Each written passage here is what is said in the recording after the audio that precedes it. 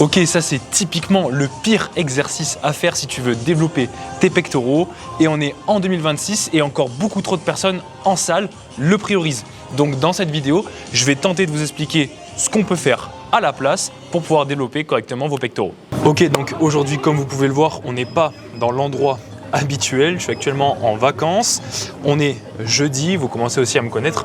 Le jeudi, c'est jour de repos, mais je profite quand même d'aller à la salle pour pouvoir marcher un petit peu et vous filmer un petit contenu un peu intéressant, du coup, comme vous avez pu le voir sur l'introduction de la vidéo, qui est le développé couché, qui est selon moi l'un des pires exercices pour développer ses pectoraux. Et d'ailleurs, en parlant de pectoraux, j'ai créé une séance push parfaitement orientée pour développer les pectoraux en priorité. Donc si tu veux la recevoir, le lien est directement dans la description. Et pour ceux qui ne me connaissent pas, je me présente, je m'appelle Johan, je suis coach sportif et pratiquant de bodybuilding depuis plus de 3 ans. J'ai accompagné plus de 50 personnes à se transformer physiquement mais également mentalement grâce à mon accompagnement 100% personnalisé qui comprend des entraînements, une nutrition et un suivi global pour vous permettre d'atteindre vos objectifs.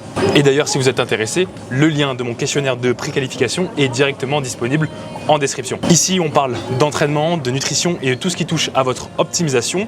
Donc si vous voulez arrêter de consommer du contenu qui vous mène nulle part, vous savez ce qu'il vous reste à faire, tout simplement à vous abonner. Bon, comme d'habitude, on se fait un petit update de la prep. Nous sommes actuellement le jeudi 9 juillet. Je suis en plein milieu de la 15e semaine de préparation. Si je ne dis pas de bêtises, à la fin de la semaine, il me restera plus que 11 semaines avant la grosse échéance et 9 semaines, si je dis point de bêtises non plus, avant la première échéance de l'année qui sera NPC à Lille le 12 septembre. Je vous mettrai certainement juste là un update du physique au montage.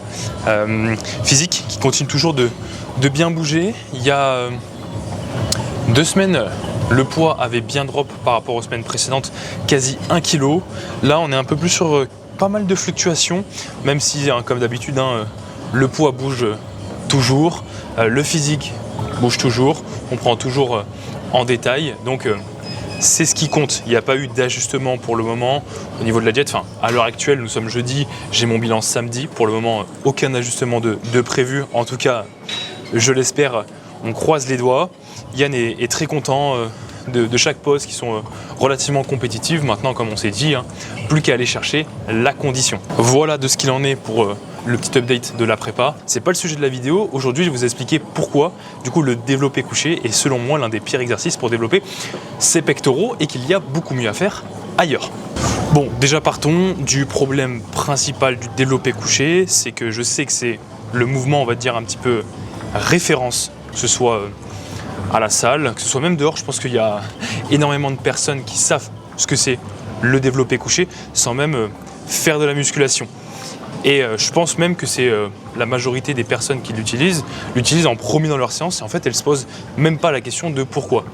Voilà, on a vu des grandes personnes faire des grands 250 kg en série au développé couché, etc. Donc je comprends que ce soit un exercice, on va dire, référence pour les pectoraux. Sauf que là, il y a un petit problème, c'est que la barre libre, elle coche pas, on va dire, toutes les cases d'un bon exercice. Et d'ailleurs, si vous voulez une vidéo complète là-dessus sur comment sélectionner un bon exercice, j'en ai déjà fait une, je l'affiche juste là et le lien sera bien évidemment directement dans la description.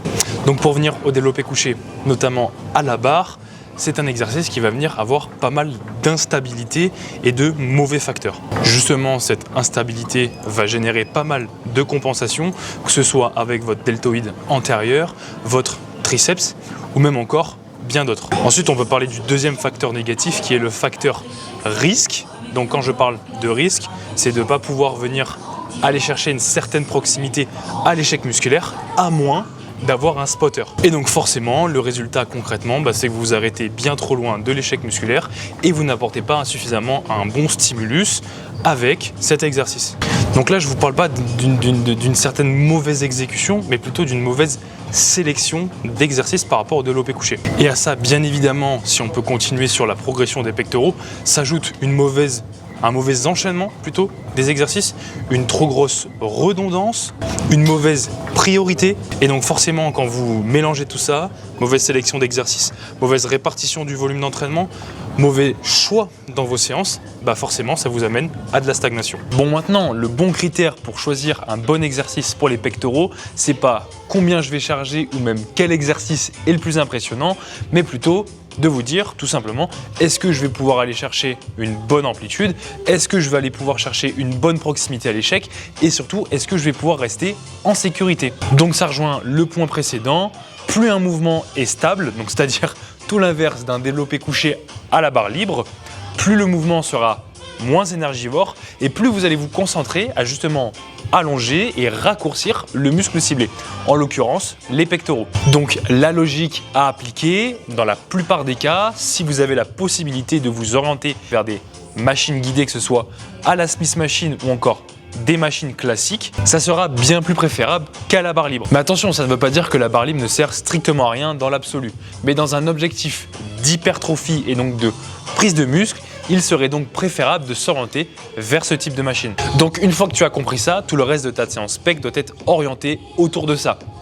Stabilité, sécurité et proximité à l'échec. Donc si je peux te donner 2-3 alternatives que je suis persuadé que tu as dans ta salle, c'est tout simplement premièrement d'avoir une chest press allongée de préférence pour être dans le même plan que le développé couché à la barre. Ce qui est bien avec ce type de machine, c'est que tu n'as aucune stabilité à gérer, le mouvement est guidé et il reste donc en sécurité. Tu n'auras donc pas d'énergie à te concentrer à garder la barre droite parce que tout simplement le mouvement est guidé et tu vas pouvoir donner toute ta concentration dans le fait de raccourcir et d'allonger au maximum les pectoraux. Donc forcément, qui dit stabilité dit sécurité, dit également meilleure proximité à l'échec, donc forcément ça en fait un bon exercice. Et ça, c'est typiquement le genre d'exercice que j'ai l'habitude d'implémenter dans le programme d'entraînement de mes clients.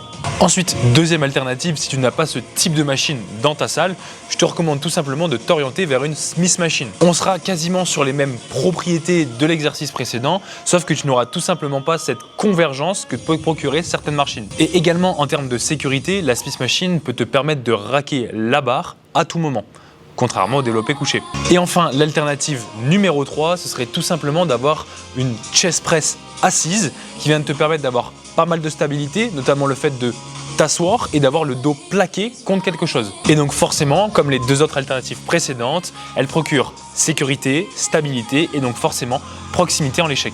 Donc ça en fait un meilleur exercice une nouvelle fois que le développé couché à la barre. Et comme du coup je le disais en début de vidéo, on peut aussi parler de l'enchaînement de vos exercices. Et il y a 4 points que j'aimerais que l'on aborde. Premièrement, le premier point serait toujours de commencer votre séance par le groupe musculaire que vous avez envie de prioriser.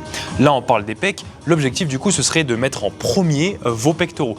N'allez pas commencer votre séance par faire des extensions triceps ou par faire des élévations latérales, alors que justement, la priorité serait vos pectoraux. Ensuite, deuxième point, ce que j'ai l'habitude de faire avec mes clients et ce que j'apprécie fortement, c'est de commencer vos séances pectoraux ou au moins une de vos séances pectoraux par un exercice qui stimule uniquement vos pectoraux.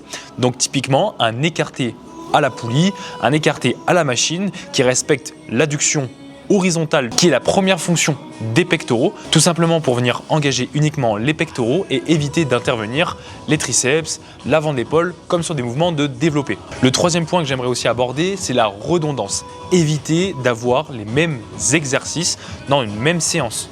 Si vous me faites un développé couché à la machine et que vous me refaites un développé couché à la Smith Machine, c'est typiquement les deux mêmes exercices. Ce que je vous conseille, c'est ce qui rejoint le quatrième point, c'est d'apporter un peu plus de variété.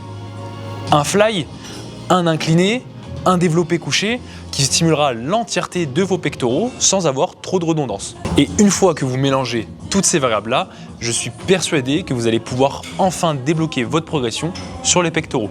Donc voilà, maintenant tu sais pourquoi le développé couché à la barre n'est typiquement pas le meilleur exercice pour progresser sur tes pectoraux à la salle. Tu sais également par quoi le remplacer ou tout simplement comment sélectionner un bon exercice pour atteindre tes objectifs tout simplement sur les pectoraux. Mais maintenant je sais et j'arrête pas de le répéter que savoir c'est bien, avoir pas mal d'informations, encore une fois vous en avez énormément sur les réseaux sociaux, mais appliquer c'est encore mieux parce que je sais qu'il y a encore beaucoup trop de personnes, encore une fois j'arrête pas de le dire mais ça rentre par une oreille, ça sort de l'autre, qui ne vont pas appliquer tout simplement ce que je viens de vous donner, alors que je vous donne des conseils gratuitement qui sont applicables directement. Sauf que toi, tu ne veux pas être dans ce cas-là et c'est maintenant qu'il faut passer à l'action.